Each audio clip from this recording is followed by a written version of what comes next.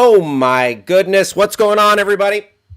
Monday, it's a Garfield Monday. Happy Monday. Do you love Mondays? Do you hate Mondays? Hey, Travis, producer Travis, could you please bring up a giant picture of Garfield? Sorry to throw something at you right out of the gate. Let's celebrate. You know what? The weekend. It ended much too soon. And Monday is here, everybody. Monday is here. I got a haircut. I'm just adjusting the follicles right here. I hope you had a great weekend. What'd you get up to this weekend? Did you party? Did you go skiing? Did you go snowboarding? Did you not do anything snow related? Did you just sit in your living room and quietly reminisce? Did you binge watch any programs? Did you party? Did you party like a maniac? Travis, do we have any progress on the Garfield picture? Just a nice big fat picture of America's favorite orange kitty cat, Garfield. There's producer Travis. Producer Travis, welcome in, producer Travis. We could not do this show without our friend, producer Travis.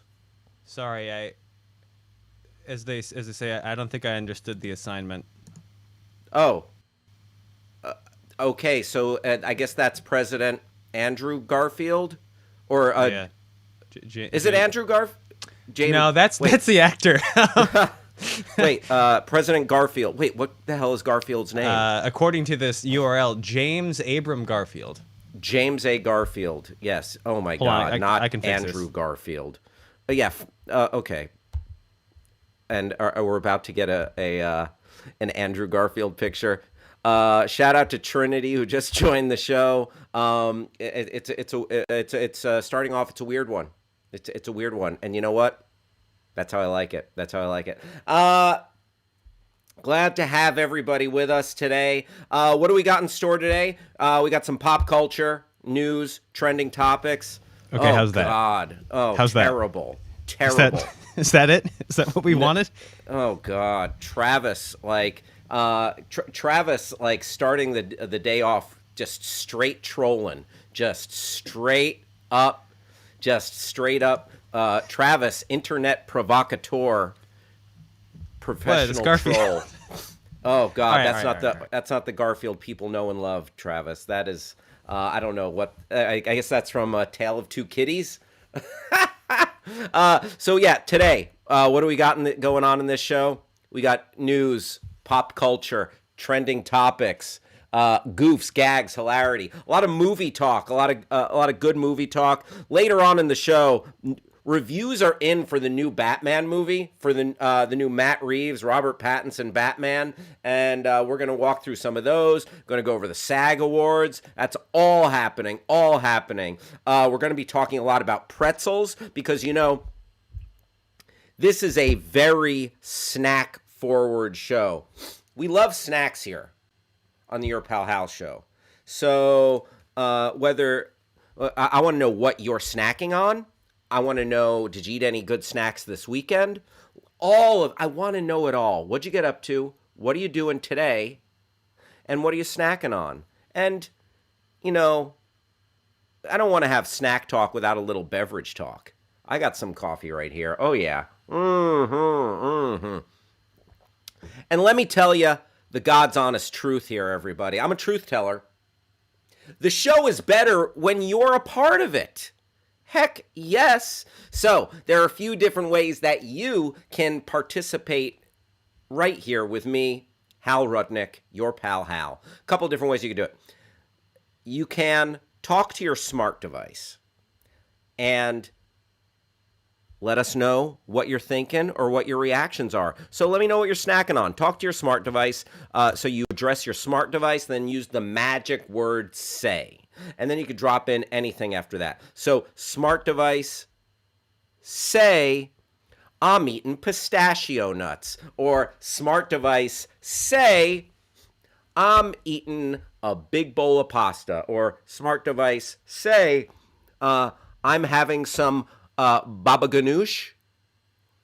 Whatever it is you're snacking on, I want to know. Also, you can go to YouTube, chat with us there, or you can go to backchannel.tv, backchannel.tv, and chat with us and or leave a review of the show. And if you leave a review of the show, you can say, too much snack talk, not enough snack talk, perfect amount of snack talk.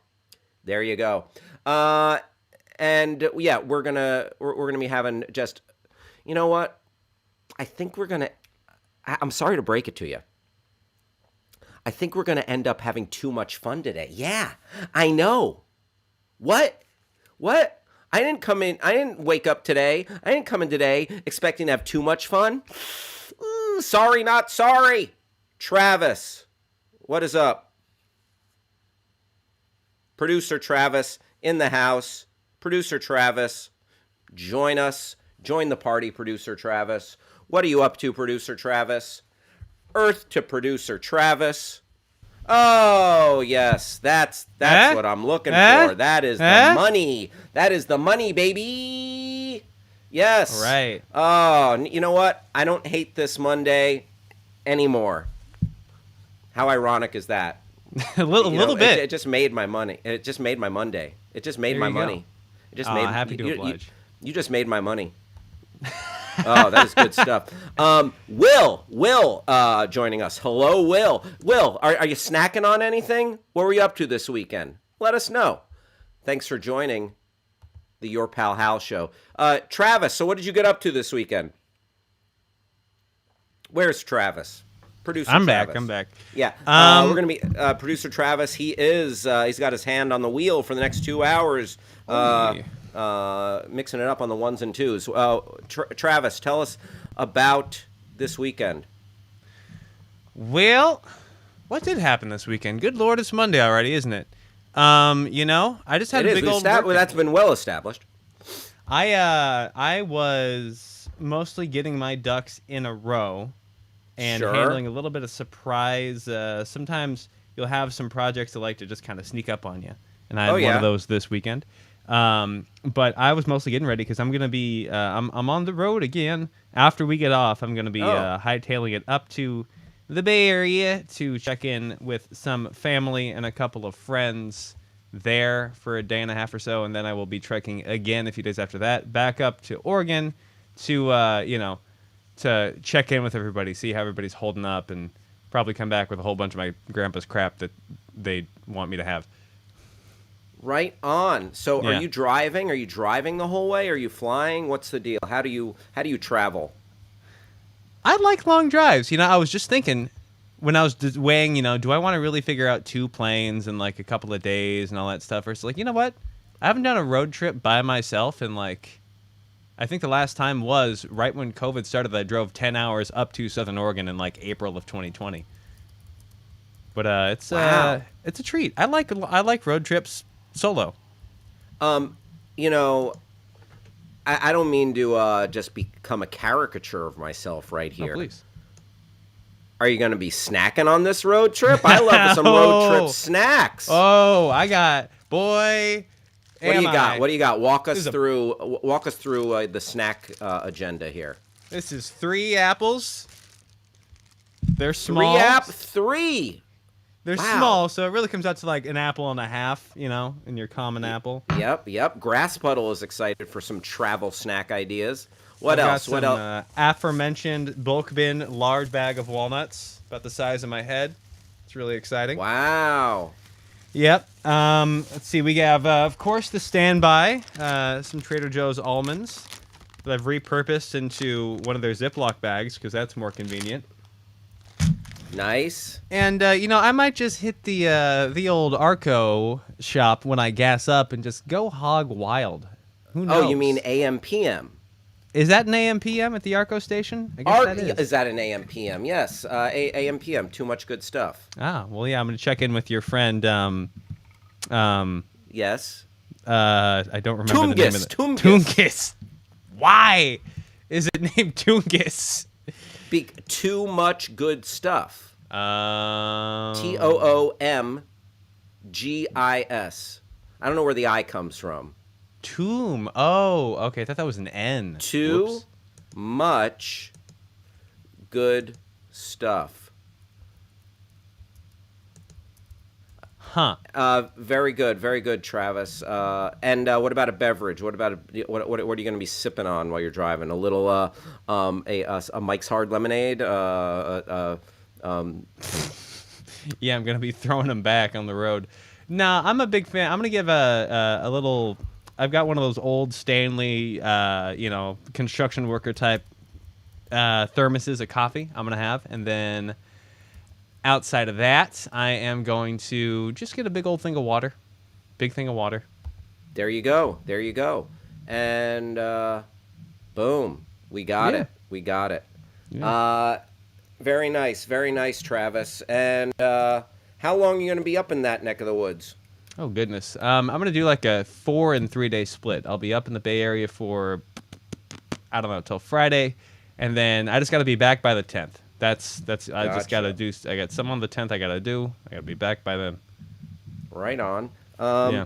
I got a haircut this weekend. I'm just having a little. I should put a little did? product in it. Yeah. So can you walk me through that? Where'd you end up going? What was the thing? What happened? Yeah, I went to the place where I got my last haircut. My mom says, "Have a great trip, Travis." Thank you. Thank you very much.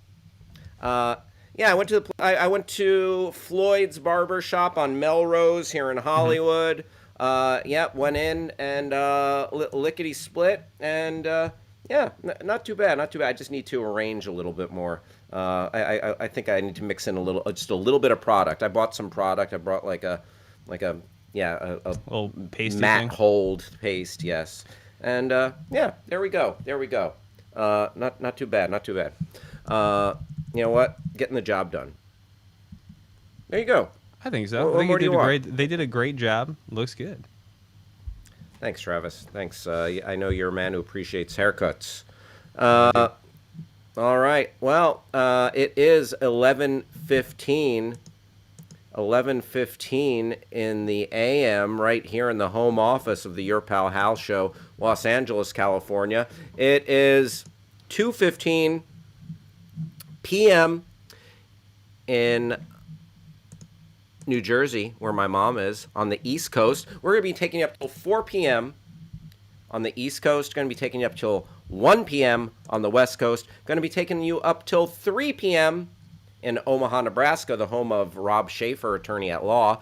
And we will be taking you up till 9 p.m. in London, England. So every day we talk about trending topics. We dive into the Twitterverse. We wade into the Twitter sphere and see what is popping off on that website. Travis, shall we? Oh, let's. Yeah, let's go ahead. Let's get in there. All right. So talking just the elephant in the room, Ukraine. It's not a pretty situation. I mean, there are some inspiring stories. There are some distressing stories coming out of the Ukraine. All of the above. And dozens killed, hundreds wounded by bombing in Kharkiv.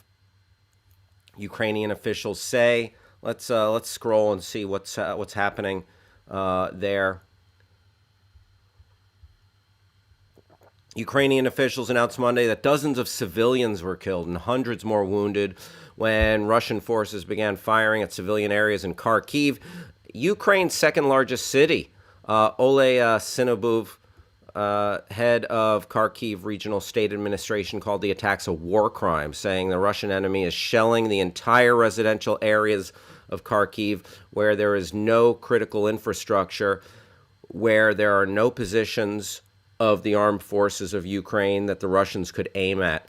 Delegations from Ukraine and Russia met in Belarus on Monday morning in an attempt to negotiate a ceasefire as Russia's stock exchange remains closed and the ruble plummets.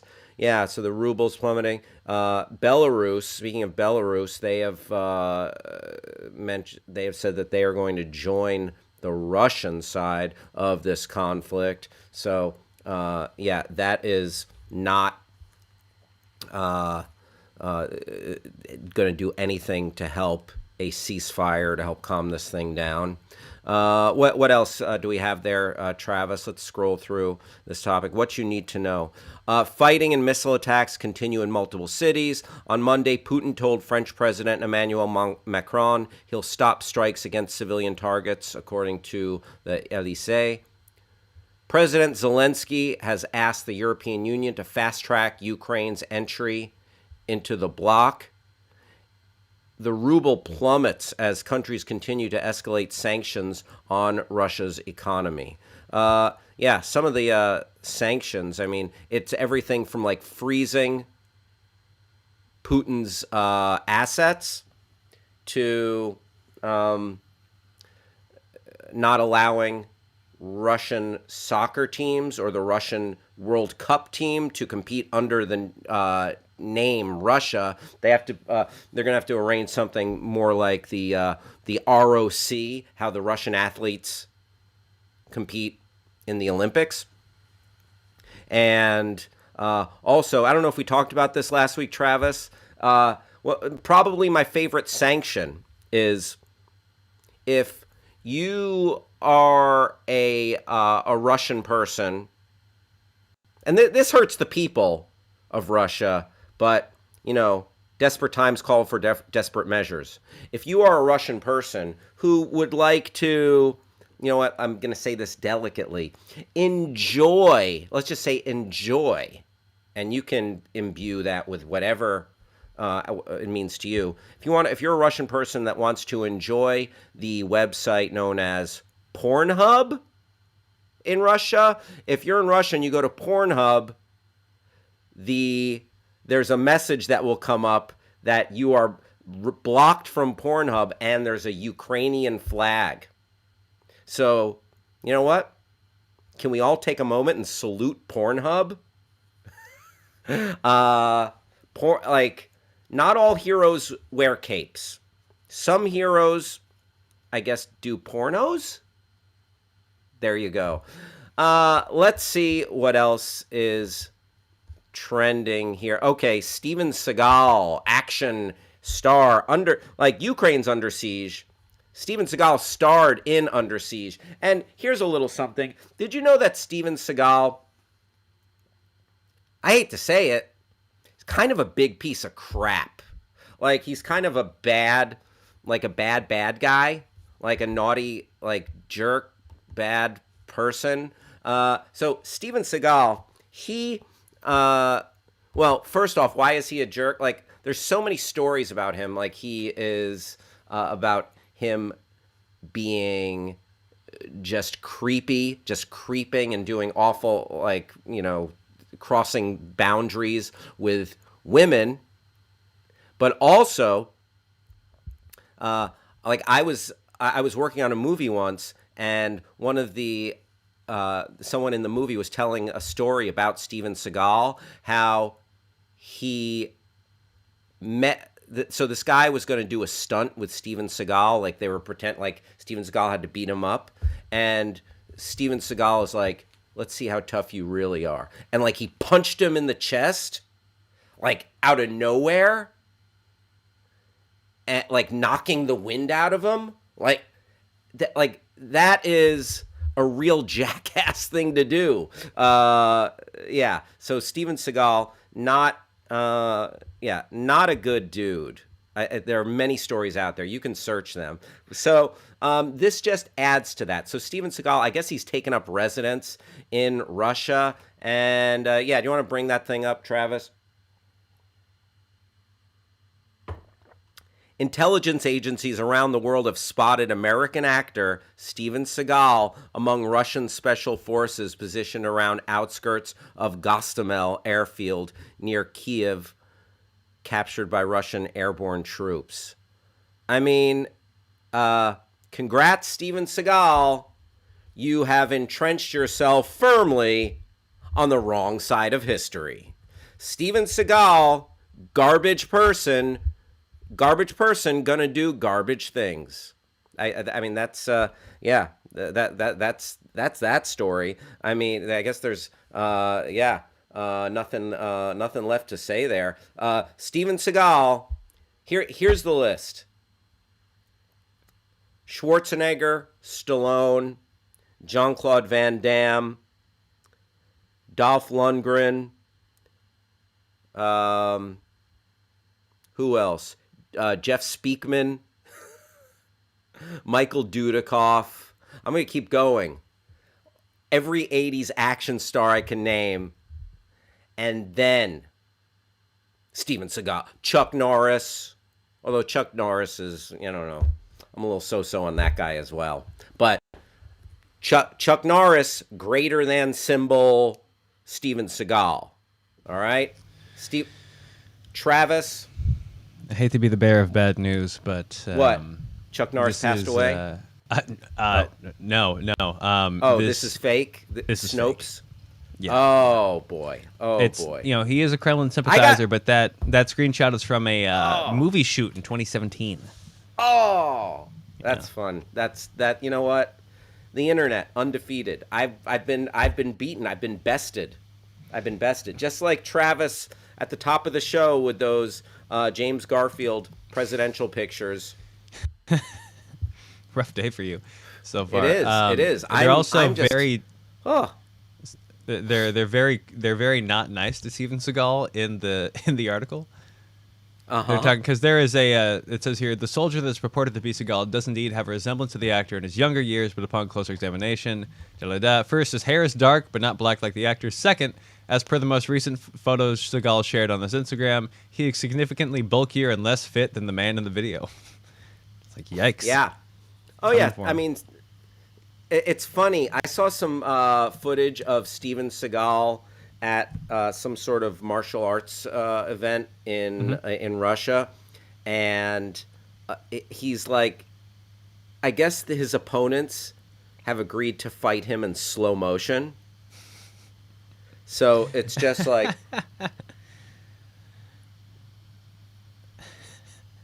it's like literally at this speed. Like he's doing the move, like it looks like good form, but it's like literally like this. Like that speed. That's not very exciting. Troy joined the stream. Hello, Troy. What is up? Glad to have everybody with us today, by the way. Gliss, Steve, Amanda, Deb McIntosh, Verona, Stacy in Texas. Hello, Stacy. Chandler, sunny in Indiana. Bella from Northern Virginia. Will, thanks for being here. Trinity, appreciate having you. Nathan and sometimes see J-Lo in New York. Cole, Nicole. We have Cole and Nicole. Very nice. Very nice. Love these Seagal facts. Maybe that's a new rejected segment. Steven Seagal facts. All right. Additionally, other trending topics. Okay, so here on the Your Pal Hal show, we're not shy about it. We love. We love, and there is more love in the news. In fact, a love that we thought had a flame of passion that we thought had extinguished, maybe reignited. Folks, I'm talking about Lisa Bonet and Jason Momoa. Apparently, they're giving their marriage another chance. I mean, and that's I'm excited about that because this is a lovely and handsome couple, a power couple for sure. Also, Zoe Kravitz, the daughter of Lisa Bonet, I want her to be in a 2-parent home. That's ridiculous. She's a grown woman, and her actual father is Lenny Kravitz. But there's the there they are. Let's see what it says about them. Oh, look at that handsome couple. Look at that gorgeous, handsome. Oh, uh, uh, according to a close friend, the Aquaman star Jason Momoa and Lisa Bonet moved back in together and are working on their marriage. I mean, if these two, if these two beautiful and handsomes can't do it, what hope is there for the rest of us? If this Aquaman, if Khal Drogo of Game of Thrones cannot find happiness in love, I mean, we mere mortals, what hope is there? It's simply, yeah, it's an uphill battle. So my faith in the institution of love and marriage restored. Feeling pretty good about the world now that Lisa Bonet and Jason Momoa are back. You know what? Sacred institution, marriage. And glad those crazy kids are giving it one more shot, through sickness and in health, so on and so forth.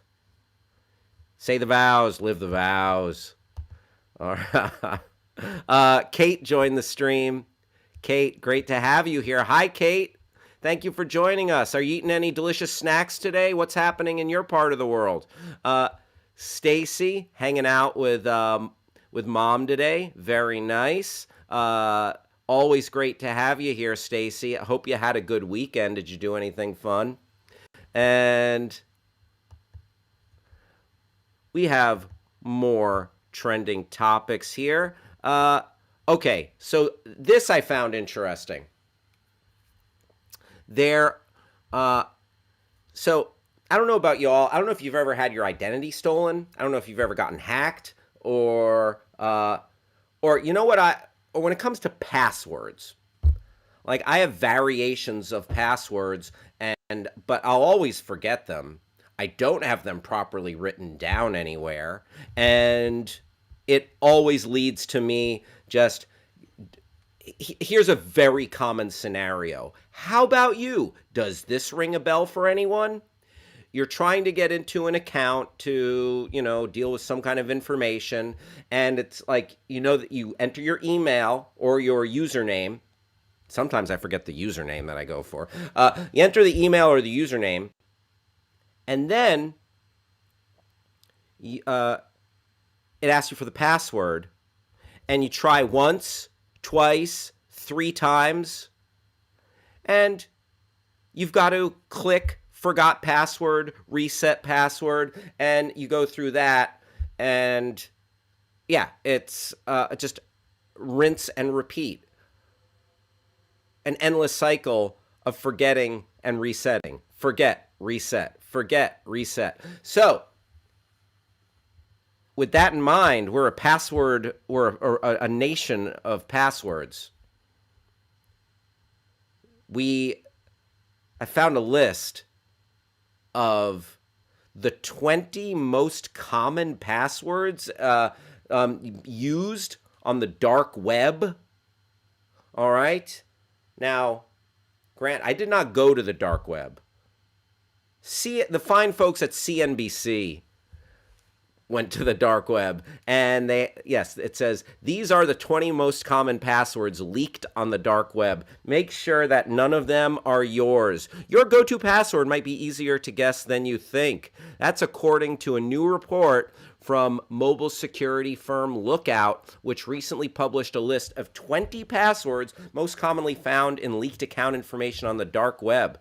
The list ranges from simple number and letter sequences like 1, 2, 3, 4, 5, 6, and QWERTY, which is QWERTY, the top row of your keyboard, to easily typed phrases like, I love you.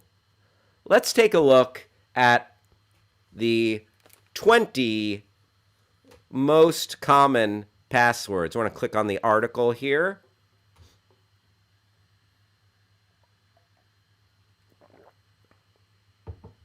All right. By the way, if anyone listening here wants to put their passwords into the chat, I might, I'd probably recommend against that. But if you're feeling frisky, hey, if you're feeling froggy, then jump, partner. All right, here we go. Your go-to password might be easier to guess than you think, according to a new report from mobile security firm Lookout, etc. We read this part. Choosing easy-to-remember passwords is understandable. The average person has more than 100 different online accounts, requiring passwords according to online password manager NordPass, but simple passwords can be extremely easy for hackers to figure out, allowing them stress-free access to your personal data and accounts. No! It's a timely concern. Cybersecurity experts say the current Russian-Ukrainian conflict could result in an uptick of cyber attacks around the world, with U.S. banks expressing concern this week that they could be targeted. That's on top of a record number of data breaches in the U.S. last year, 1,862, up 68% from 2020, according to a January report from the nonprofit Identity Theft Resource Center. Wow. By the way, I want to shout out some folks who just joined the stream. Thunder in the house. Thunder, thank you for being here. Pat in Florida. What up, Pat? Thanks for hanging out right here with me, Hal Rudnick, on the Your Pal Hal Show. All right, let's take a look at the 20 most common passwords. Travis, a little scrolling music, please. Deet, deet, deet, deet, deet. Scrolling. Here they are. Wow. All right. Here are. Oh, and these are. So I guess there are, variations on all this, but most of these, a lot of passwords ask you to include like a symbol in addition or something. So these don't, I guess, count for that. But here's the thing. If you're using it, again, can't stress this enough. If you're using any of these passwords, change them. Flip it. Flip the script. Do something different. Thank you. Number 1, 1, 2, 3, 4, 5, 6. Number 2, 1, 2, 3, 4, 5, 6, 7, 8, 9. Oh, yeah, a little fun variation. Number 3, QWERTY. QUERTY. Number 4, my password is password. That's my password. Oh, number 5, my password is 1, 2, 3, 4, 5. That's number 5. Number 6, my password is 1, 2, 3, 4, 5, 6, 7, 8. Ah, gosh. Oh my good. Step your game up, like the people that have these passwords. No, number 7.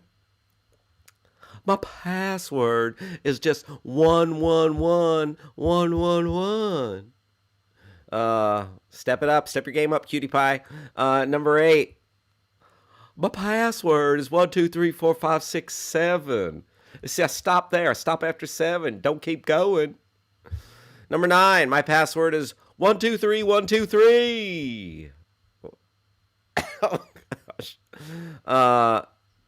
My password is QWERTY 1, 2, 3. Number 11. That was number 10. Number 11. This one is a little more.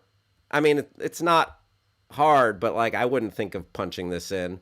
1Q 2W 3E. So, but that is like all, like you really are taking a piece of real estate on your keyboard there and typing like 1Q, like the Q is right below it, and then you go up to the 2, and then right below it W, and then up to. Oh boy, terrible passwords. Number 12. My password is 123456789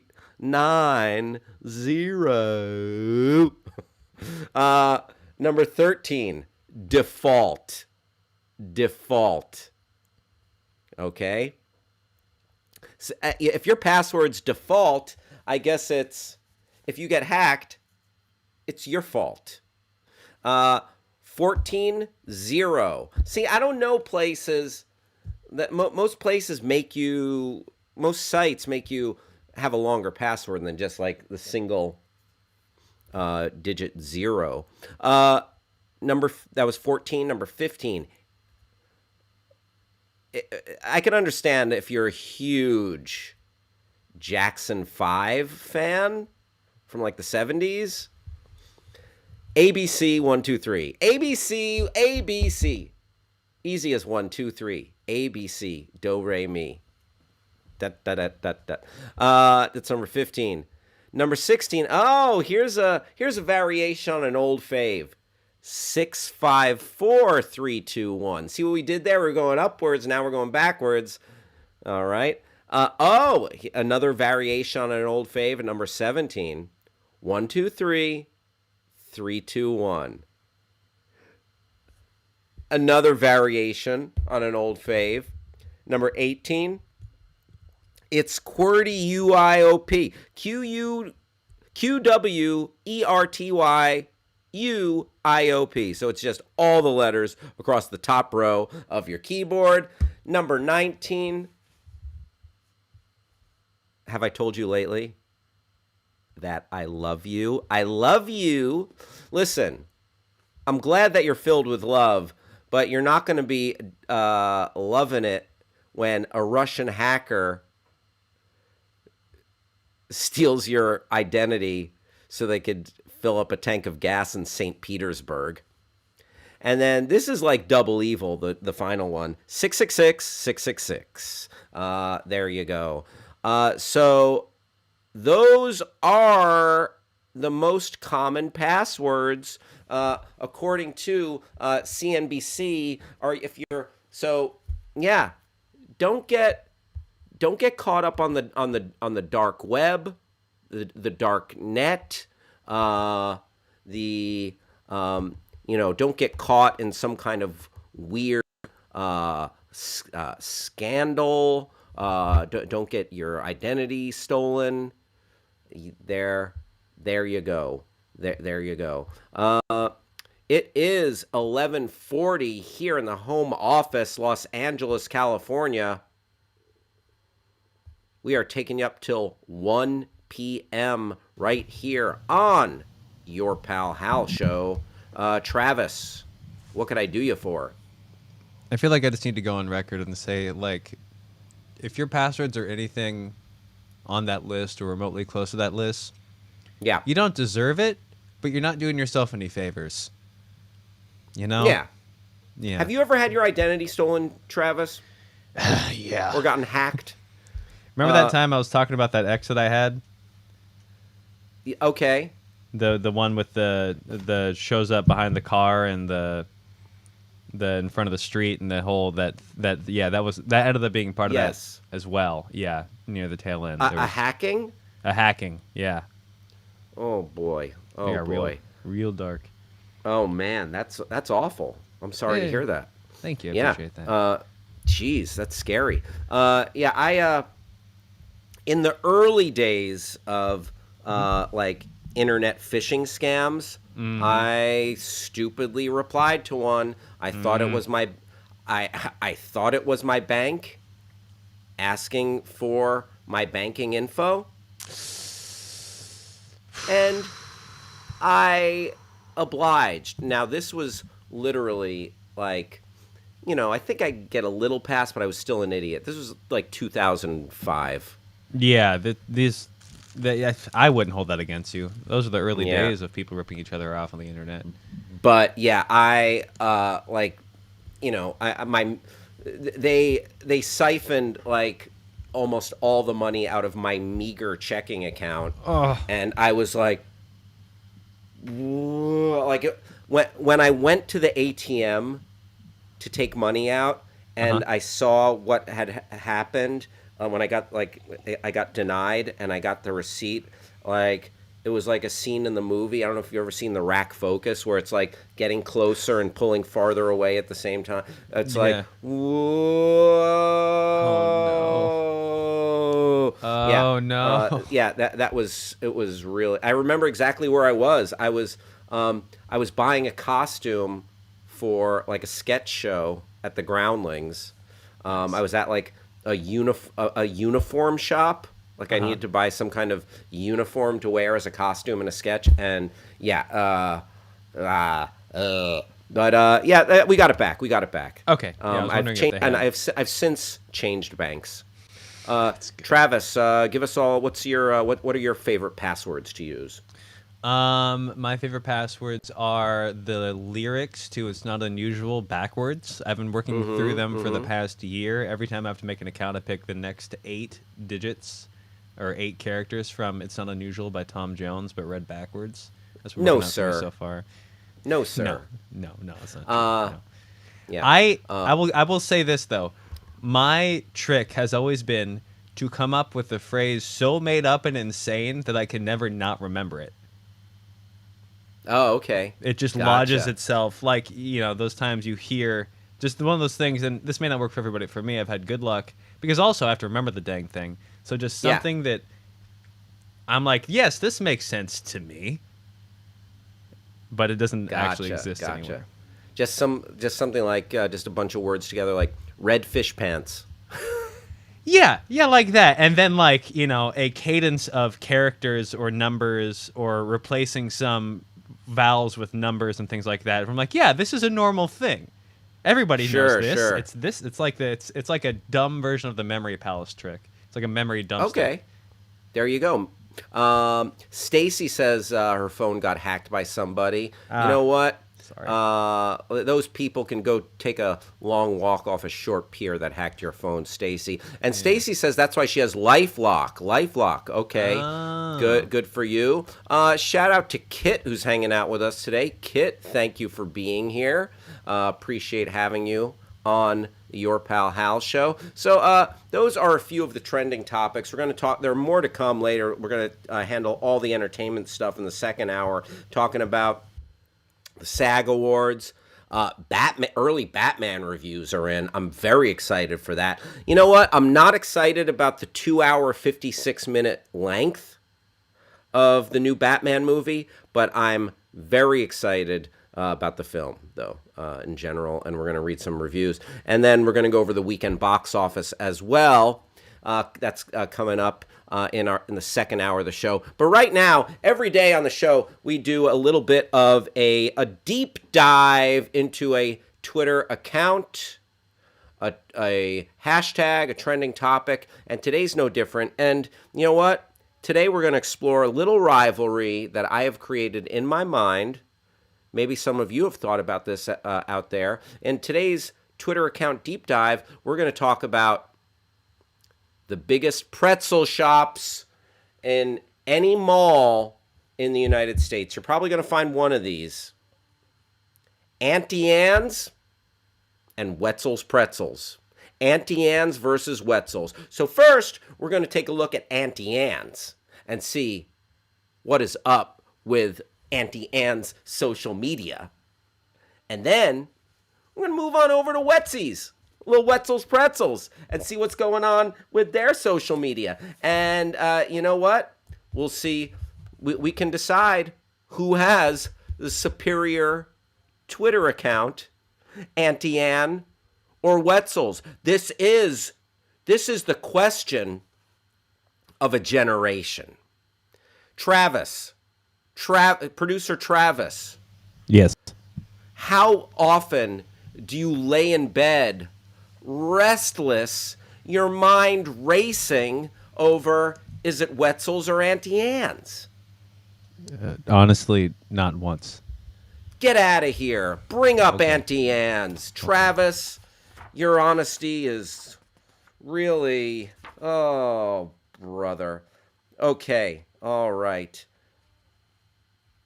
Here we go. You want it? We've got it. Get that dough. Get that dough, says Auntie Anne's. Auntie Anne sporting 65,300 followers on Twitter.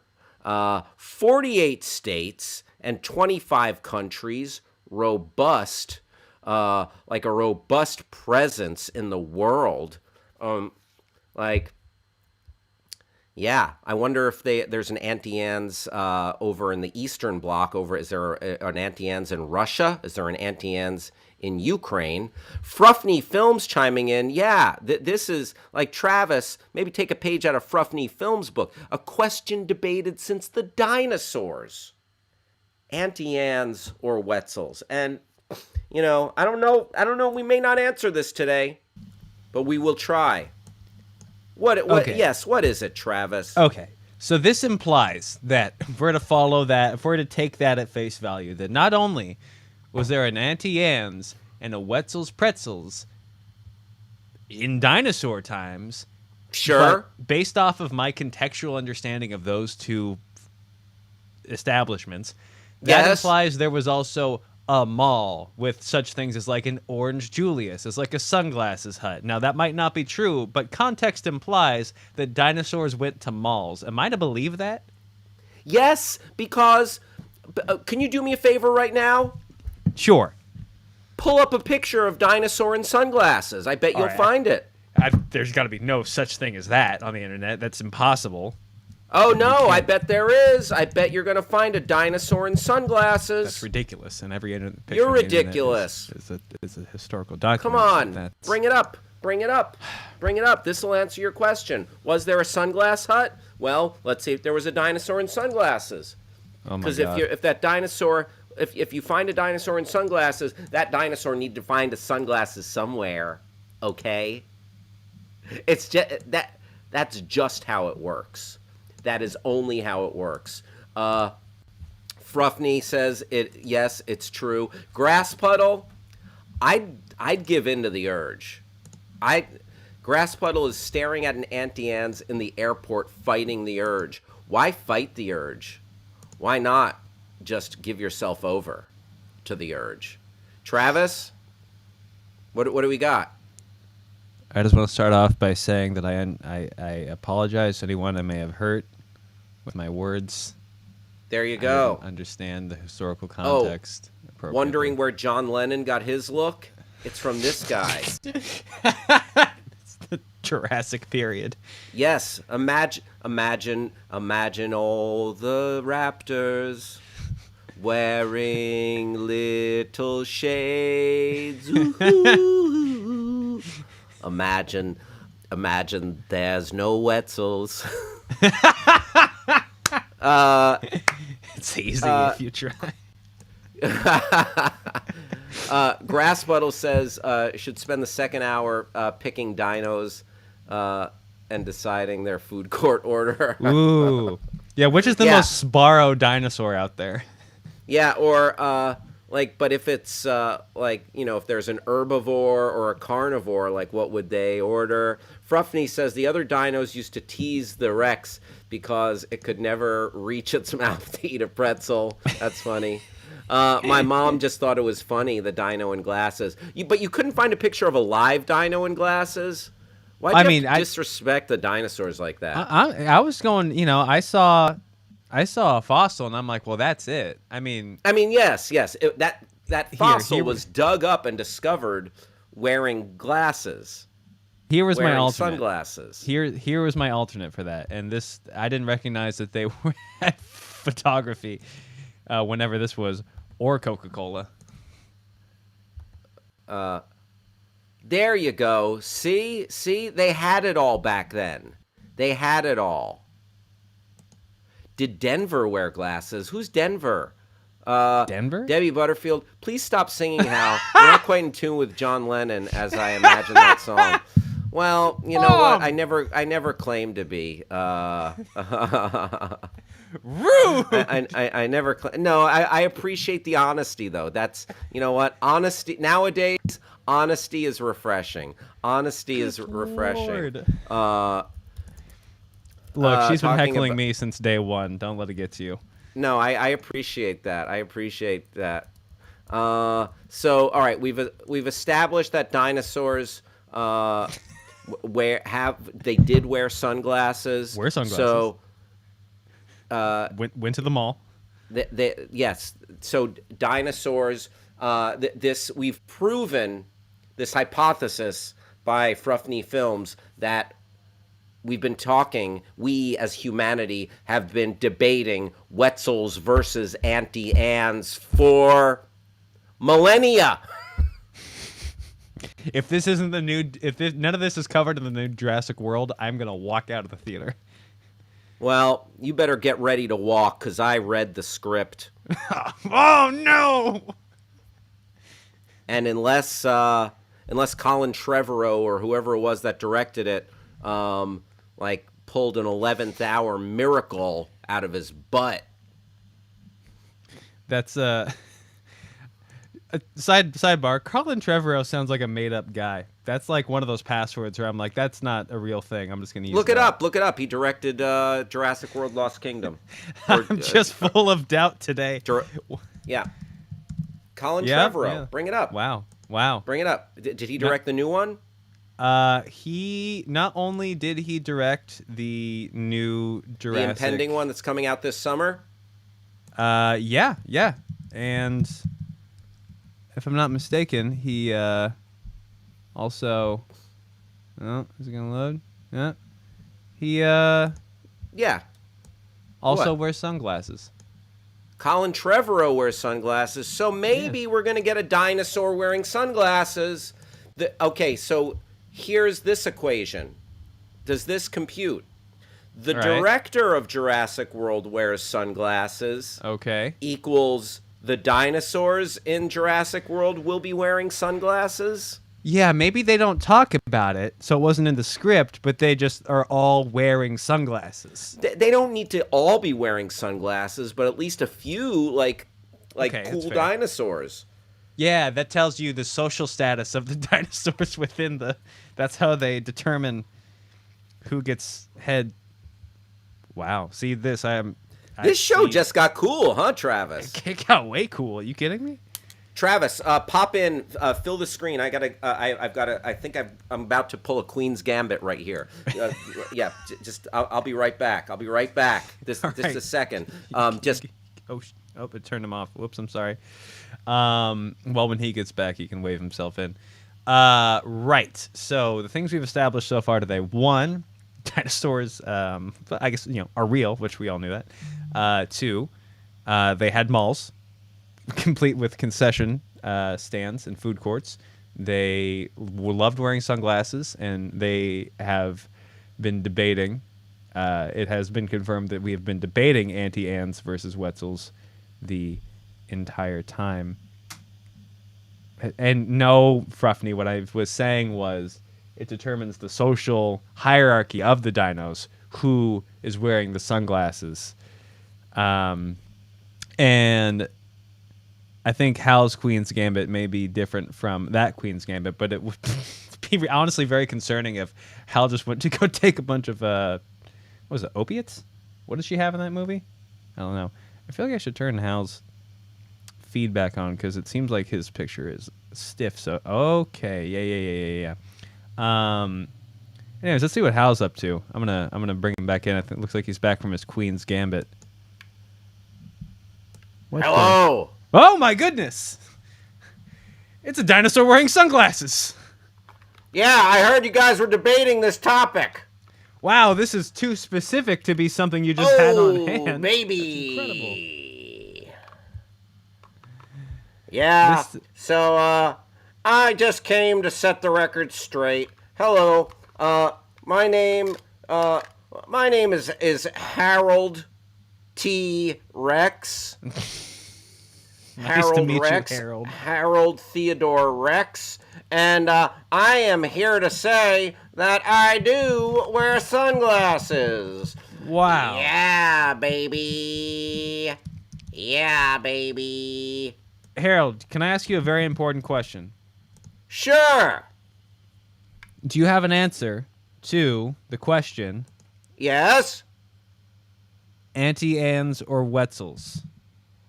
Oh, yeah, yeah. So, we had some malls back in my time.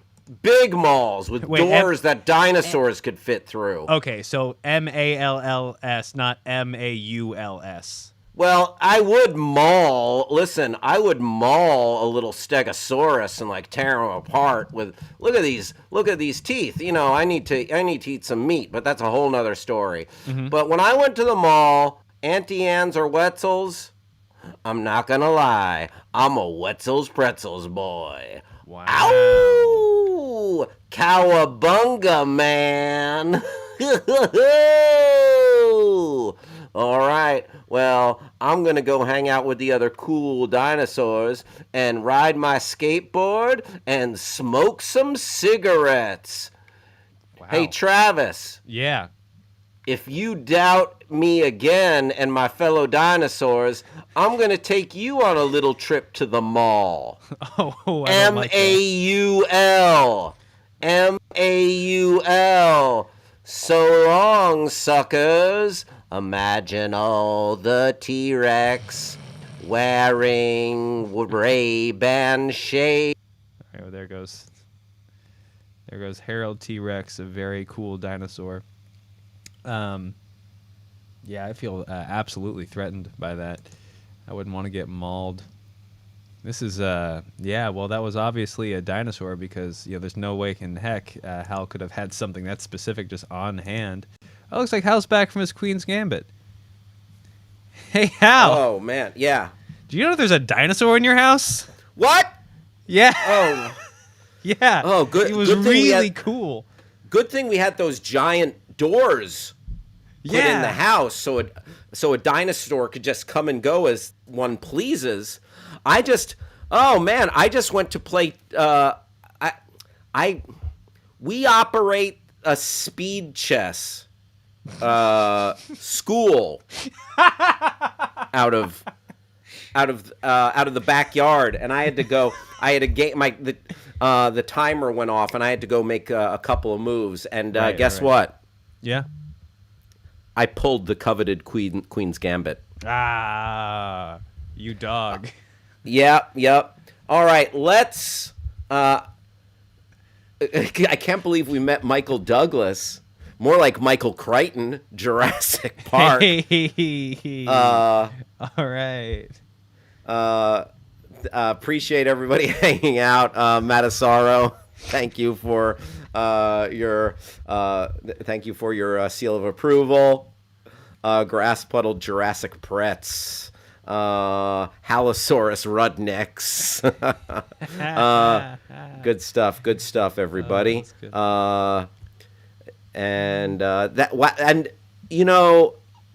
I heard something as I was coming back up the stairs, and sounded like that dinosaur had a beautiful singing voice at the end. Oh, yeah. Of an Angel. Harold T-Rex, noted very cool dinosaur. Wow. All right, let's take a look at these stupid pretzel accounts real quick. Oh, yeah, what were we doing? All right, Auntie Anne's. Our 2022 mantra is get that dough. Get that dough. Yes, go down. Let's go down to the tweets. Their first tweet, 2022 mantra pinned, get that dough. So let me explain this to everybody. This is a very good pun, if you will. It's a play on words. It's a double meaning. So get that dough. You might think, oh yeah, I'm going to get that money. Sure. Not so fast. It also means the pretzel dough. You're welcome for that explainer. Auntie Anne's, feeling real cinnamon sugary right now. Okay. Very good. You can feel free to retweet that, Travis. Give it an RT. Although, does that serve as a tacit endorsement of Auntie Anne's? You know what? Undo the RT. We giveth and taketh away right here on the Your Pal Hal show. Grass Puddle is impressed by 48 states and 25 countries that Auntie Anne is located in.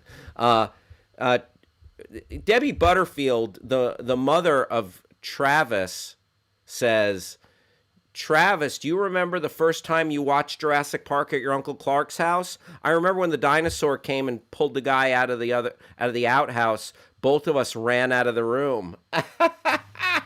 Yes. Also in Mars Attacks, when the first guy gets lasered. Poor little Travis. Auntie Anne's, we would never lie about our flavor. What is that? Lie is L. Are you suggesting they have the powerful chemical lye in their pretzels, Matasaro?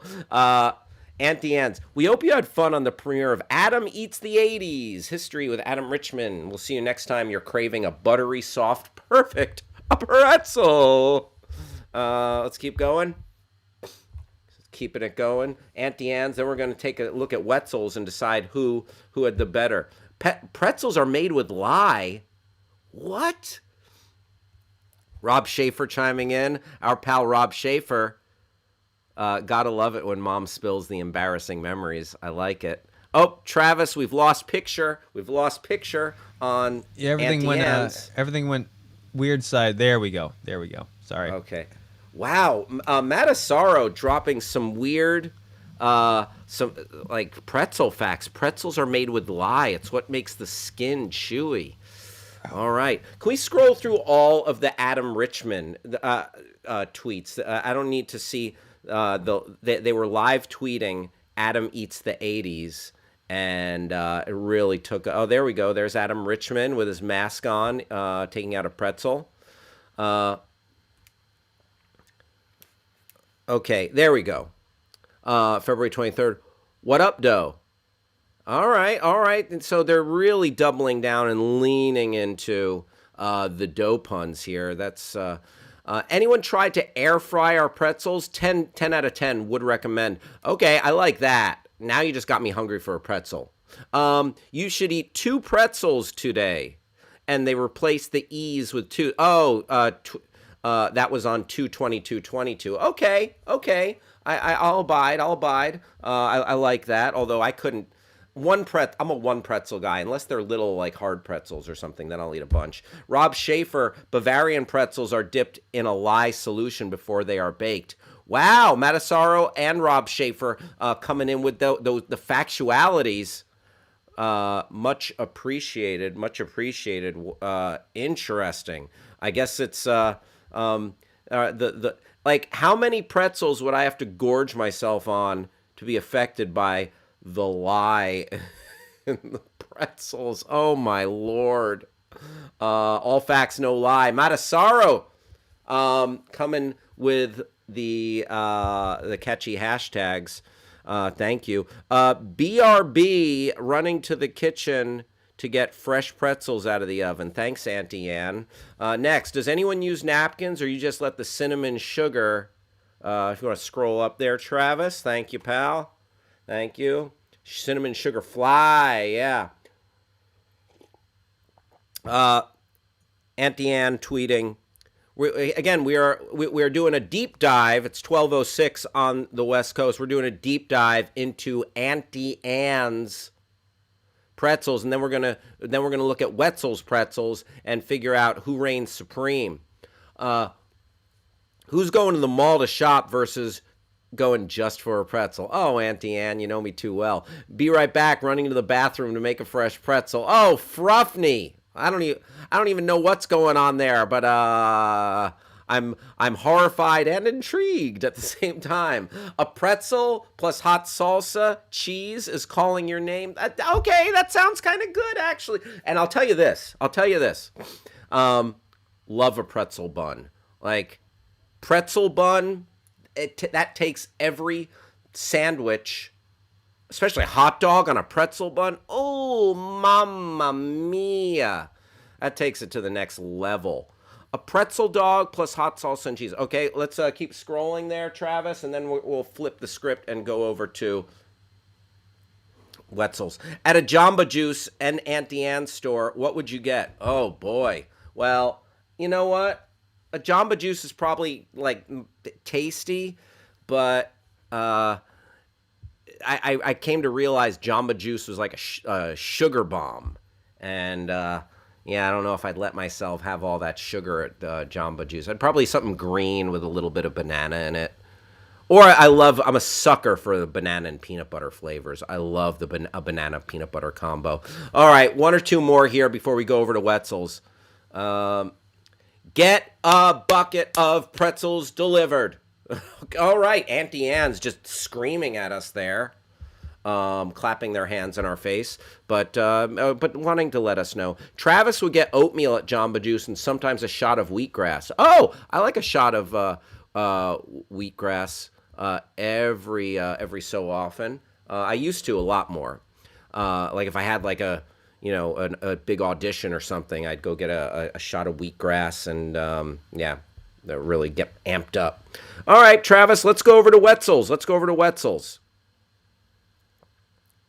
We're going to check out. All right, so we saw a little bit of Auntie Anne's, and now we are going to take a look at Wetzel's and see what's up.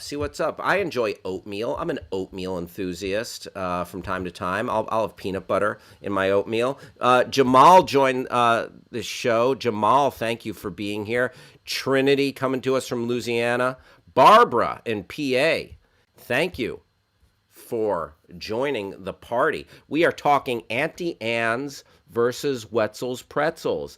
I know it's a tough choice, but today one will reign supreme. I'm going to go over some Wetzel's and some of their social media, and then please chime in. Who do you think is the better pretzel? Who does the better job social media? Who wins in this cage match, Wetzel or Auntie Anne? And Stacy, our friend Stacy, likes what's happening here. I like pretzels. Yum, yum, yum. You would not be affected by the chemical. Thank you, Stacy. That sets my mind at ease.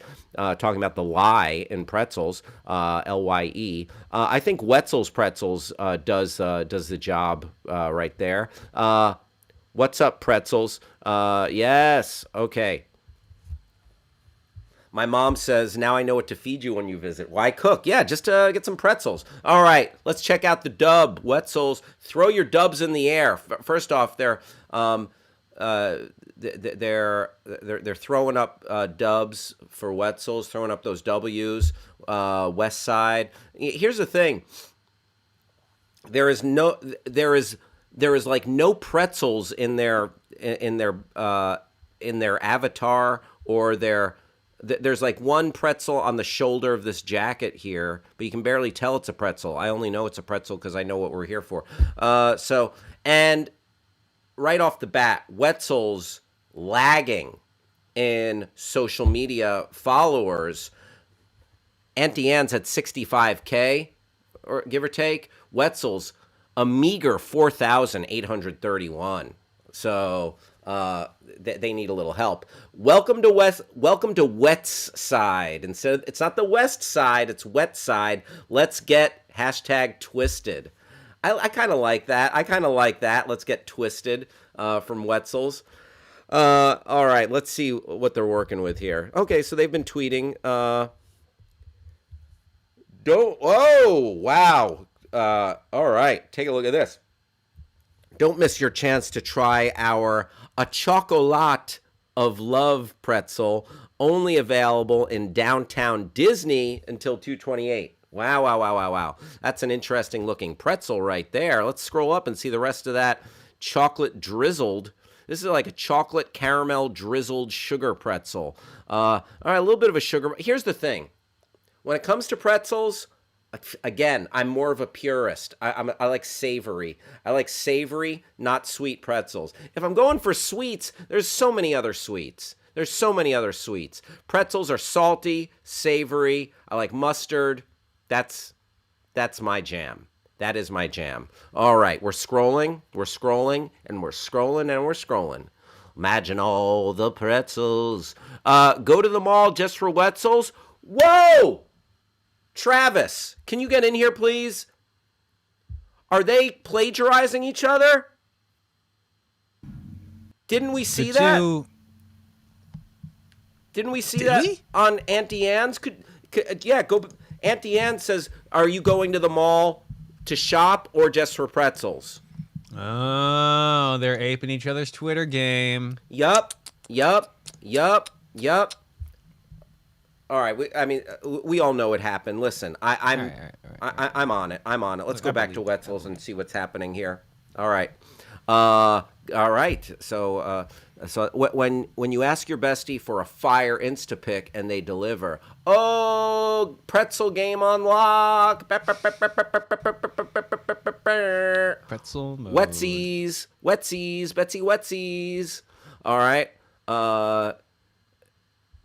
If I was a huge like pretzel head, like maybe I'd start using like a little shorthand and be like I'd text my homie, yo dog, want to hit up Wetsies?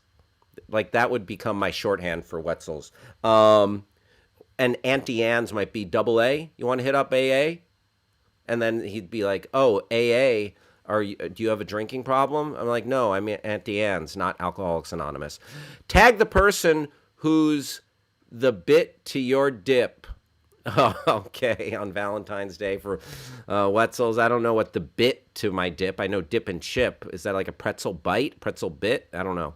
The biggest game of the year, I think they're talking about the Super Bowl, calls for the best snacks in the game, feasting on dog bites and bits all day long. You know what? That makes me hungry for that. I would like to dip a little dog bite in some, like, in a nice mustard. Fruffney Film says, I think Wetzel sounds a little gross, like a soggy pretzel. Oh, yeah. I see that. It's wet. Yeah, you don't want a wet pretzel unless it's like drizzled in like butter or something.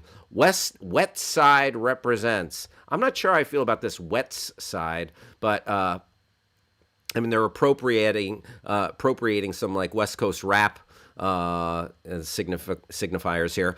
Quench your big game thirst with the secret drink menu. Whoa. Wetzel's getting fancy. Just ask for frozen lemonade and blue raspberry granita. The only drink we'll be sipping on this weekend.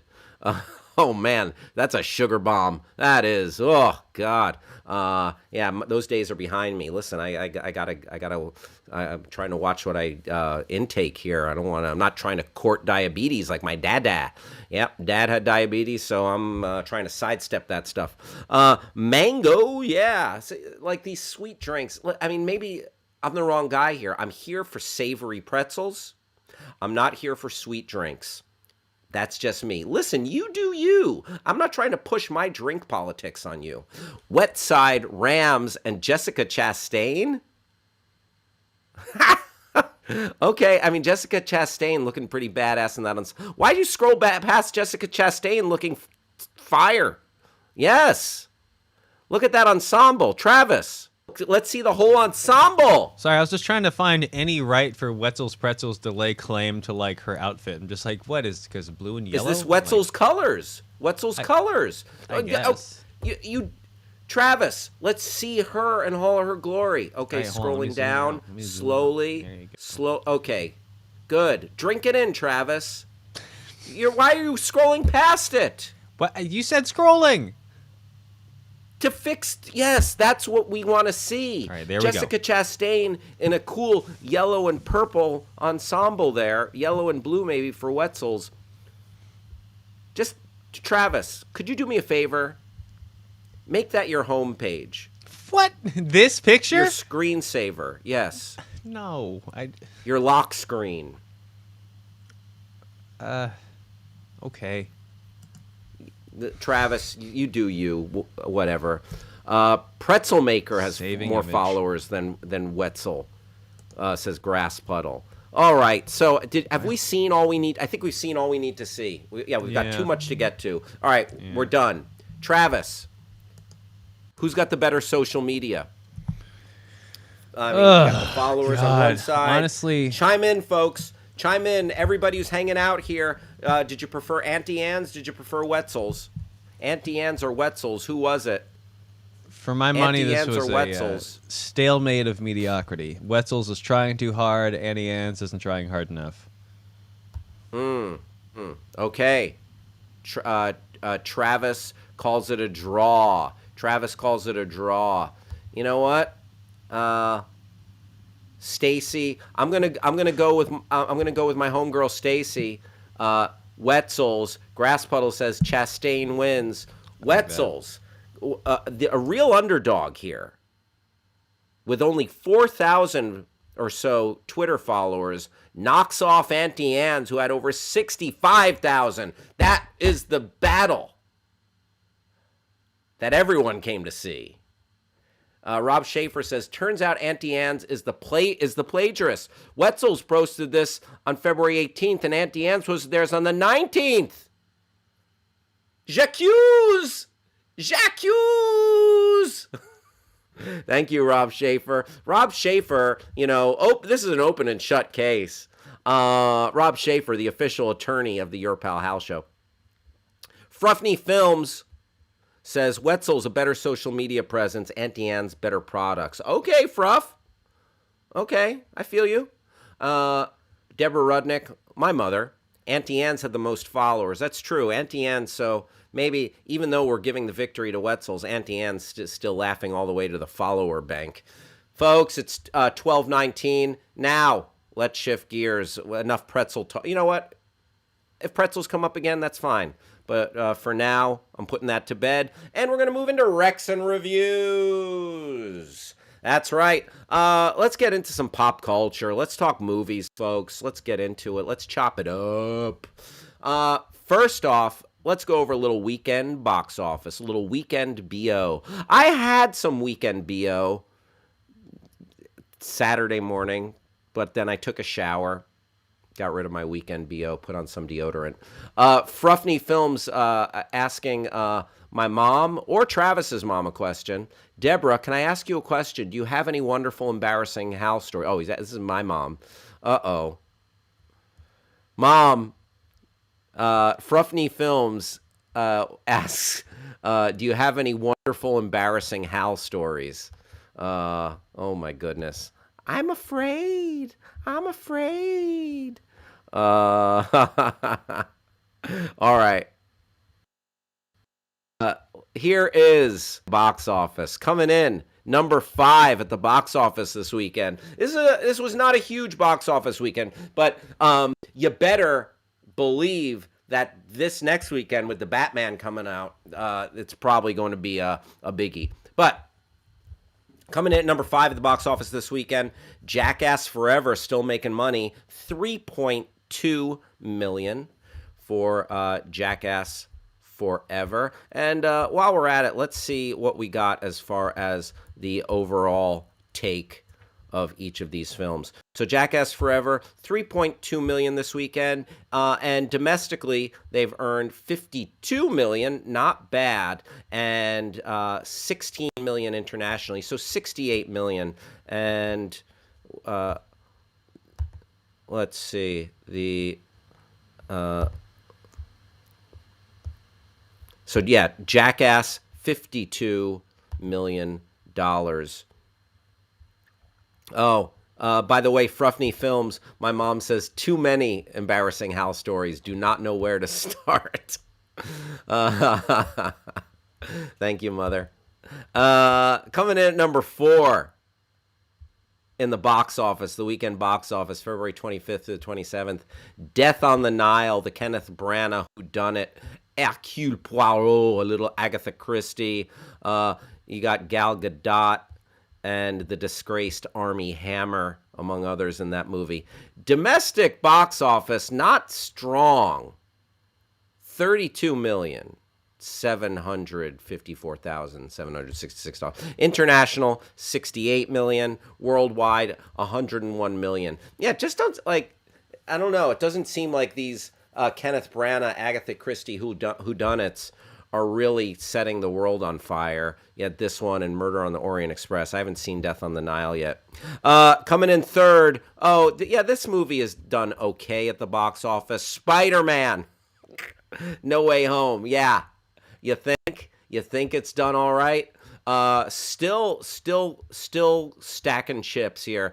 5.8 mil this weekend. So that brings the impressive grand total for Spider-Man No Way Home to $779 million domestically. Right, that's about to become 780 million. Internationally, how do you like this? 1,084,000,000 dollars. Worldwide, this is trudging towards $2 billion. This is trudging towards $2 billion. $1,863,000,000, 887,000. 1,863,887,000. I mean, that number's so big I don't even know how to say it properly. So Spider-Man was third. Channing Tatum is tugging on the leash and tugging at our heartstrings with Dog. Bringing a fallen soldier's dog to the funeral for is doing all right in theaters, coming in at number 2 with 10.1 million. Dog with 30 million, 899,000 domestically. A modest $1 million, $1,477,000 internationally for Dog, and it's its second week. Yeah, in its second week. And coming in first, this movie is kicking some butt, actually.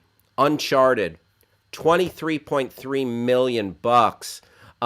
Domestically, $83 million. Internationally, $143 million. Worldwide, $226 million. Yeah, this and big opening weekend for Uncharted. I think it exceeded expectations, and yeah, it's you really did a lot better than people expected, and I think Tom Holland, he's got Spider-Man and Uncharted in there. He really is the current king of the box office. So there is your weekend box office.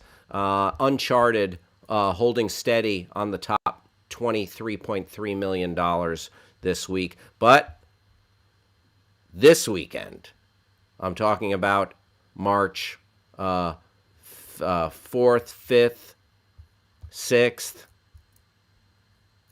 You know who's cruising into movie theaters. I'm talking about the Batman. While I was reading all this stuff, the chat has been the chat has been very active. By the way, I want to give a shout out to Leah in New York, Jamal coming to us from Texas, Trinity from Louisiana, Barbara in Pennsylvania. Thank you for hanging out with us right here on the Your Pal Hal Show. All right, let's take a look at some of this chat. Fruffney says, I just watched Tragedy of Macbeth last night. I liked it, but I needed the subtitles to really understand what they were saying. I found that, Fruffney. It's like some of the dialogue, it's like, bang, got it. And then some of it, I was like, what the what now? Because like the Scottish or Old English accents were so strong, and the pace was so fast. I was like, wait, could you repeat that, Macbeth? So Army Hammer was really good in Silence of the Lambs. Fruffney. Very silly, Fruffney. Okay, my mom spilling the tea on me. Always drove his cars without oil in the engine. Had to pick him up on the highway. Oh, no. That happened once or twice. Must be close to home release. And then Fruffney just like, Hal? Yes, Fruffney, if you're disappointed in me, I don't blame. Join the club. I'm often disappointed in me. Grass Puddle thought Uncharted was going to bomb. Yeah, it's doing decent. All right, so here's what I had pitched this. We're going to talk about this earlier. Batman. I'm excited. I'm excited. This movie looks really good. Matt Reeves' new Batman with Robert Pattinson, Zoe Kravitz as Catwoman. And we got Paul Dano as the Riddler. Yeah. Looks pretty darn good. The reviews are in. And let's go to Rotten Tomatoes and read what some of the critics are saying about Matt Reeves, the Batman. All right. We are taking a slightly longer time than usual for this thing to load. Excuse me. Yeah, no worries, no worries. The reviews are generally very positive here, so I'm gonna try not to get. We also got Colin Farrell as the Penguin. Excited for that. Fruffney Film says, I can't wait to see Batman. I love Batman and the new Apes films and movies. Oh yeah, Matt Reeves directing Planet of the Apes. And that's right. I forgot about that. Sure. Those were some of my favorite sci-fi films of all time. Very nice. There we go. Okay, the Rotten Tomatoes site is in working order. Here are currently sitting at a 90% approval rating. Holy wow. All right. So let's read some of these. These are just portions of reviews. These are just coming in today. As they say in the movie review and movie junket biz, which I have been in or adjacent to for many years now, the embargo has been lifted. The embargo on reviews, so that when you're a critic, you get to see the movie at a certain point, and they will oftentimes put an embargo, what they call an embargo, on the review, so you can't release your reviews until X date on the calendar. And we are here. Embargo lifted. Let's jump in. Barry Hertz from the Globe and Mail, I think, is that Toronto Globe and Mail, says, I'm as surprised as anyone to say that after watching Pattinson in action, I'm calling on the industry to bring on all its many Batmen, Batwomen, Bats. Keep them coming, hot and ready until we choke on a cowl. All right. So I guess he loved it, but it's like, that's kind of weird. I'm calling on the industry to bring on all its many Batmen, Batwomen. I guess he just loves all things Batman. He liked it. Caroline Sleed from Fox 10 Phoenix. Within the confines of its PG-13 rating, the Batman is much more unnerving than previous Batman installments. The trouble is, as with 2019's Joker grafting a somber pastiche onto a superhero base coat, can sometimes feel more exhausting than rewarding. Okay, and the original score here is a C+. So, doesn't like the dark somber pastiche. For me, give me that dark pastiche. I don't care if it's dark or light. I just want a movie that flows, that has good action. So I don't mind that pastiche. Christy Pacheco from Mashable. Imagine if David Fincher made a Batman movie, but it was censored to air on televisions at Walmart. Oh, okay. Half in, half out. Half in, half out. Kevin Mayer of The Times UK. Performances are as complex as the color palette, i.e. not very. Ooh, harsh. All right. That's 3 in a row that are harshing my mellow. All right. Clarice Lugray of The Independent UK. Batman is a very good Batman. The Batman is a very good Batman film. To think of it as anything more only leads to delusion or disappointment. Okay. I mean, listen, I'm no stranger to delusion or disappointment. But let's keep going. Little White Lies. Adam Woodward from Little White Lies says, The Rare Beast, a neatly contained contemporary blockbuster. Still too long, though. Yeah, let's go to my pal Grasspuddle chiming in. Oh, no, it's 3 hours of desaturated night scenes. That's what it looks like, Grasspuddle. Here's the thing. I'm super pumped. Dare I say, I'm mega pumped to see this movie, but also not excited about 3 hours. I mean, I'm there. I'm gonna be there doing the damn thing, but not excited about 3 hours. Fruffney Film says, I can't believe someone started a review by saying, imagine David Fincher, and then gave it a rotten. Yeah, I mean, I agree with Fruffney Films. All things David Fincher are usually pretty dang good. I'll just say that. David Fincher, really great track record. Okay, going back to a few more of these. We haven't had any gushing positive reviews. Let's see if it gets more positive here. Travis? Excuse me.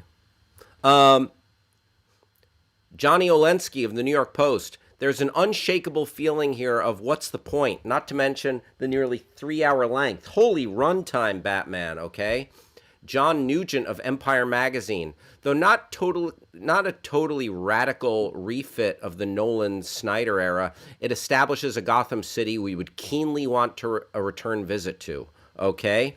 Bill Eberle of New York Magazine, Vulture. Reeves loves these dead-end apocalyptic environments and delights in tales that toy with the moral calculus of typical hero narratives. He has given us a Batman that he himself can believe in, not to mention a Batman that feels right for our times. That's what I'm talking about. That sounds like a great review. I love that. Leah Greenblatt, Entertainment Weekly. It falls on Pattinson's leather-cased Batman to be the hero we need or deserve. Okay, giving it a B. My mom says I'm excited to view it. Very nice, Mother, very nice. Justin Chang of the Los Angeles Times. It's a movie... Oh, if we could scroll just a titch, please.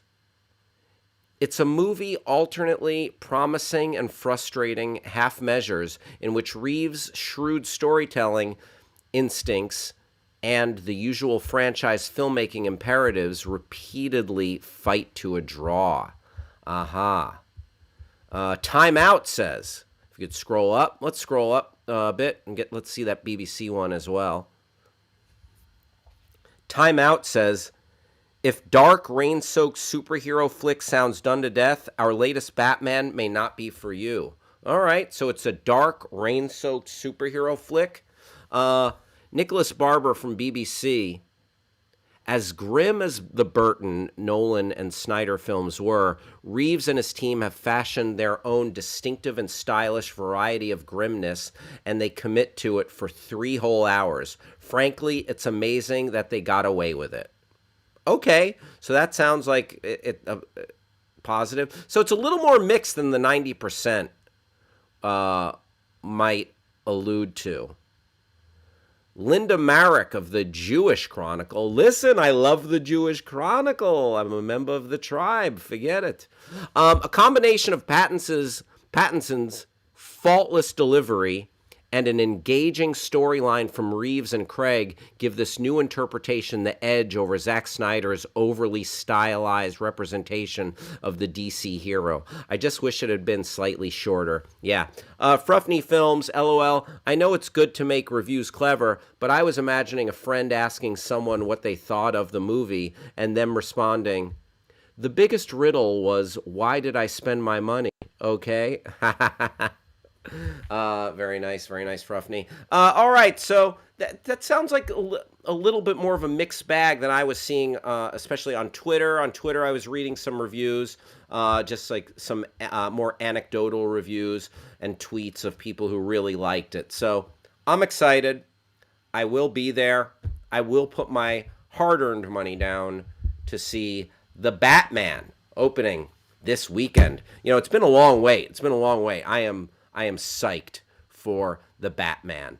And also another sign, we passed another signpost here in the award season, another mile marker, the SAG Awards last night.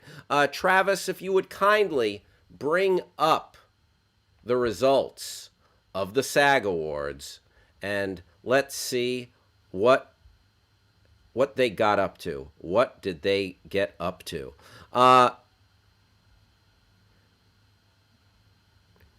Rob Schaefer chiming in, I am tired of the dark and gritty superhero shows. Give me bold, fun adventures. Yeah, so like I hear you on that, Rob Schaefer. Like that's why like a few years ago, like Thor Ragnarok was such a breath of fresh air. I'm like, man, this is just a fun joyride of a superhero movie. So I feel you on that, but like I'm still willing to venture back into the dark. There we go. Fruffney Films, it seems the complaints were all about tone, not the movie itself. Yeah, potentially. I'm gonna judge for myself. All right, let's see what we got here. On.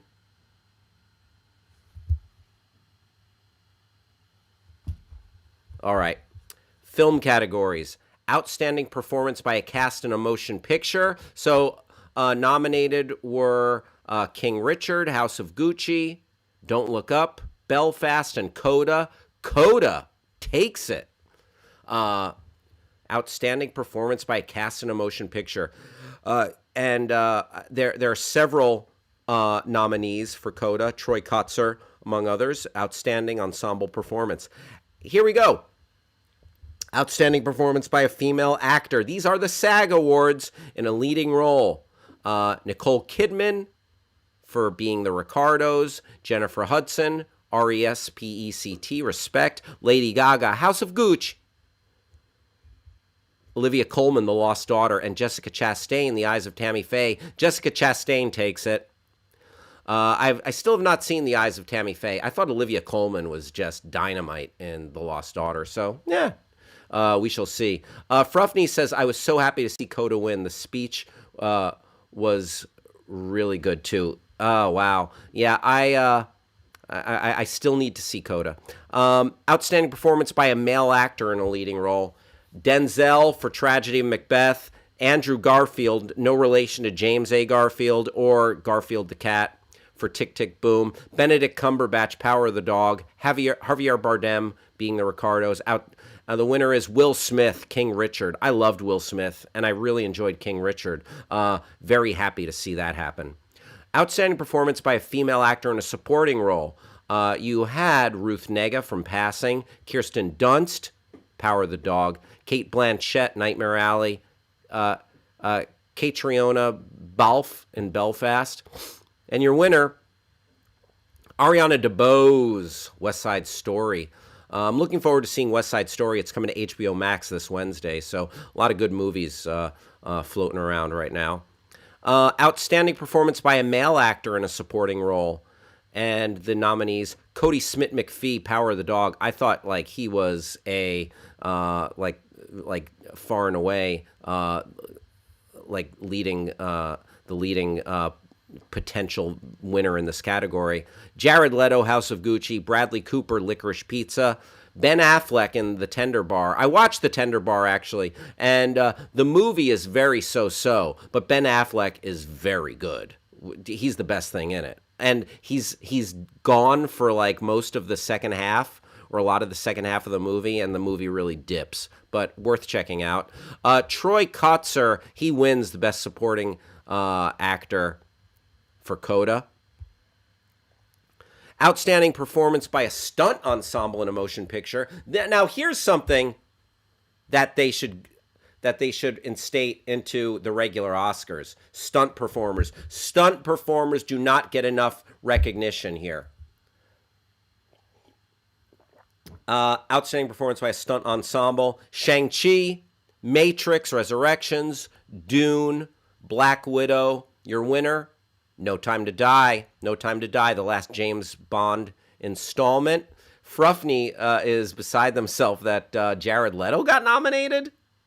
And also from Fruffney, the first time I saw Being the Ricardos poster, I thought it was Kristen Wiig and not Nicole Kidman. Take a look. All right, I'll have to look for that.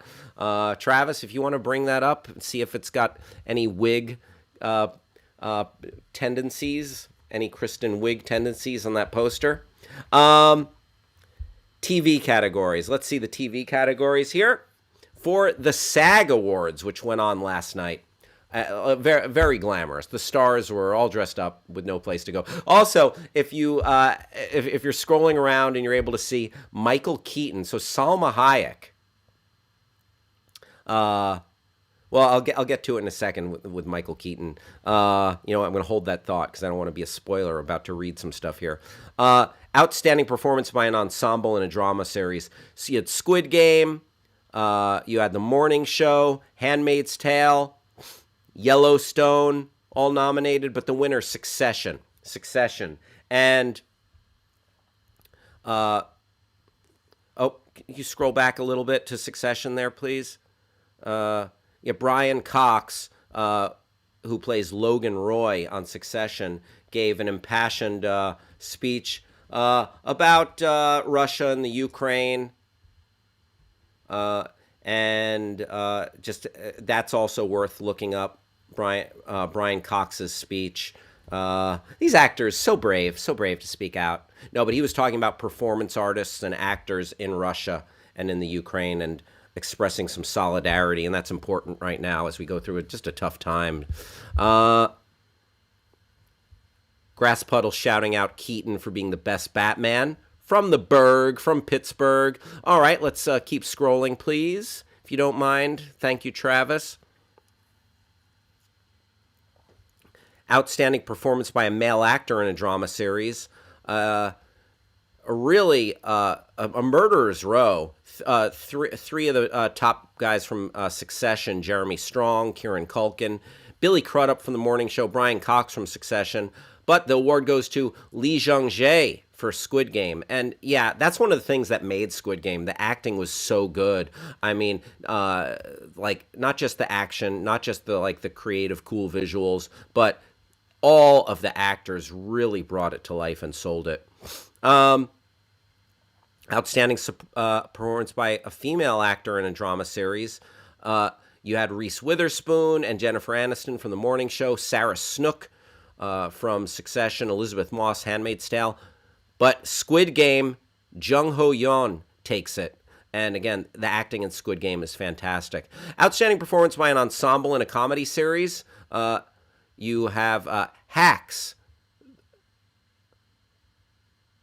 Kaminsky Method, Only Murders in the Building, The Great, but the winner, Ted Lasso. Ted Lasso. People love the Ted Lasso. There you go. What else? What else do we got as far as these awards? Performance by a male actor in a comedy series. Martin Short, Steve Martin, Brett Goldstein from Ted Lasso, Michael Douglas, Kaminsky Method, Jason Sudeikis, Ted Lasso takes that one. Outstanding performance by a female actor in a comedy series. Hannah Waddingham, Ted Lasso, Juno Temple, Ted Lasso, Sandra Oh, The Chair. The Chair was, I thought that was a little gem from last year. I really enjoyed The Chair on Netflix as a short, as a mini series, as a limited series. I thought it was great. Elle Fanning in The Great. Jean Smart for Hacks takes it. Jean Smart, just having the Jean Smartaissance. She is simply tremendous. Fruffney says Squid Games was so amazing. Agreed. Real good, real good. All right, here we go. Outstanding performance by a male actor in a television, movie, or limited series. Can we bring that up, please, Travis? We had Evan Peters, Mayor of Easttown, nominated. Ewan McGregor for Halston. Oscar Isaac, Scenes from a Marriage. Murray Bartlett, White Lotus. He was great. But the winner, Michael Keaton, Dope Sick. And Travis, I don't know if you can find like a GIF or something of Michael Keaton getting on stage at the SAG Awards. So Salma Hayek was reading the names, or was presenting the award, read the names, opened the envelope. Michael Keaton for Dope Sick, winner, best performance by a male actor in a television, movie, or limited series. And Michael Keaton was taking care of business. He was using the restroom, but then when he got on stage, he did like a real fun, just like roll onto the stage, like Keaton entering in style. Yeah, his commando roll. So yeah, here we have Salma Hayek. If you want to can we fast forward this video just a little bit? And she's like, "I'm up here alone. I have stage fright." Hello, she said that. Where is? Oh, there's Michael Keaton coming in to accept his award, and we're buffering. But wait for it. It's good. It's real good. Michael Keaton. You're about to see him roll onto the stage, man. Oh, it's so cool. It's really cool. Yahoo. It's really cool. Oh boy, give me a sec. Right. We can put this on the back burner. All right, let me know when it's outstanding performance by a female actor in a movie or limited series. Jean Smart for Mayor of Easttown nominated. Margaret Qualley, Maid. Cynthia Erivo, The Genius of Aretha. Jennifer Coolidge, White Lotus. Loved Jennifer Coolidge in White Lotus. So damn funny. But the winner, Kate Winslet, Mayor of Easttown. Kate Winslet, I mean, she is royalty. Builds better tension than some of the nominated movies. There you go, says Grass Puddle. All right, are we in? Rolling like the buffering symbol. That's right, Fruffney Films.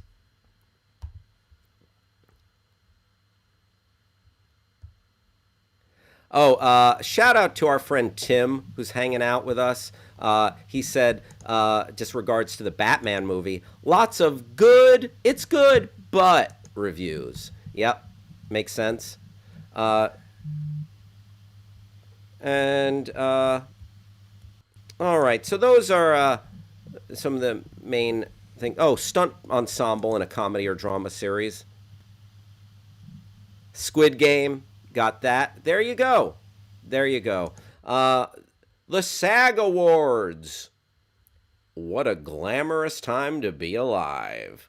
The stars were out. They were taking their actor. They call it the actor. This is their trophy. Very nice. Travis,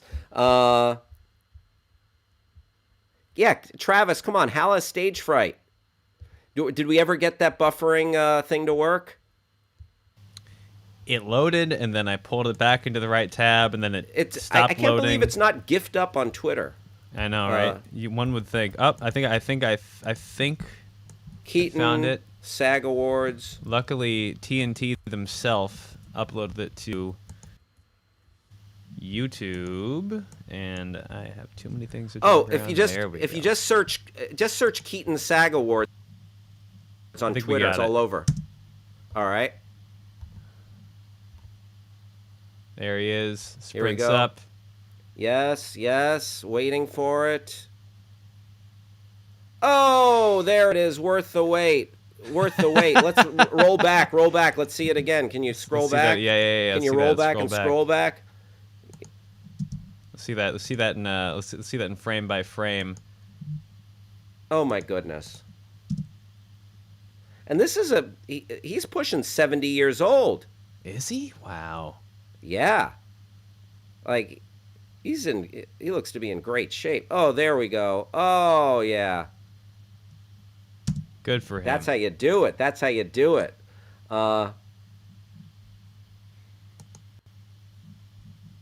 Fruffney says, it's good, but sounds like Schumacher review. His films had good butt Batman shots. And didn't Schumacher have bat nipples? Didn't he have nipples on his Batman costume? That's correct. Yeah. Uh, all right, folks. You know what? Oh, Fruffney Film says that's a preview of his stunts for the Flash. Yeah. Yeah. I don't know if Michael Keaton is going to be yeah leaping from building to building. Maybe just a few simple barrel rolls, and that is it, folks. What a fun time! I more pretzel talk than I feel like I've ever experienced. We did get to the bottom of the dinosaur sunglasses issue. That I'm very happy about that. And we did a lot of other fun stuff. This was what a good time. I can't tell you how much I appreciate you all hanging out.